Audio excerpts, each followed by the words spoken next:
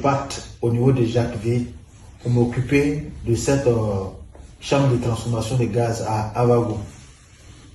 Parce que ils estimaient que cette voie, si là-bas a été touchée, ça ira jusqu'à sur la plateforme, aller passer par le camp, comment dirais-je, antiterroriste de Avago, Abrebi, et puis progresser vers Vridi Poilé. Et donc les grandes puissances qui sont venues financer cette plateforme-là vont mettre pression au président Alassane Ouattara, ou bien les mêmes vont la lever. Donc l'objectif était de pouvoir mettre pression là-bas.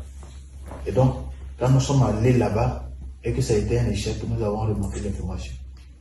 Pendant ce temps, eux, ils s'organisaient avec des personnes, parce qu'ils nous disaient qu'il y avait l'AES qui était déjà là, il y avait également la Russie qui était déjà là. Mais moi, je ne les ai jamais vus.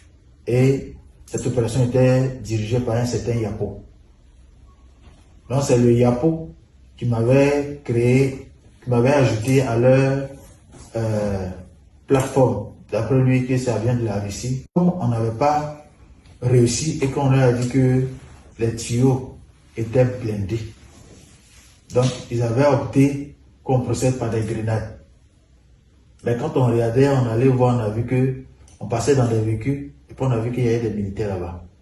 Environ une dizaine, si on a bien compté.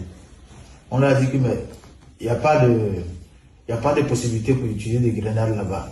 Parce que c'est vrai, en allant, il y a Dodan au début et vers la fin aussi il y a Dodan. Donc si le véhicule ralentissait, on pouvait jeter des grenades dedans. Ben, c'était à notre risque et péril. Donc c'était pas favorable. Et quand on avait vu qu'il y avait aussi des militaires là-bas, on avait opté utiliser des roquettes. Donc c'était le plan qui avait été tracé par nos défensiers. Et donc nous on avait épousé l'idée parce qu'on avait quelques personnes avec nous, les libéraux qui étaient avec nous, et on espérait, si on avait eu du matériel, les autres qui étaient à Yopougon, et eux aussi à leur niveau, ils avaient aussi des hommes, on allait prendre des dispositions parce qu'eux ils voulaient progresser vers le camp antiterroriste de Abrebi.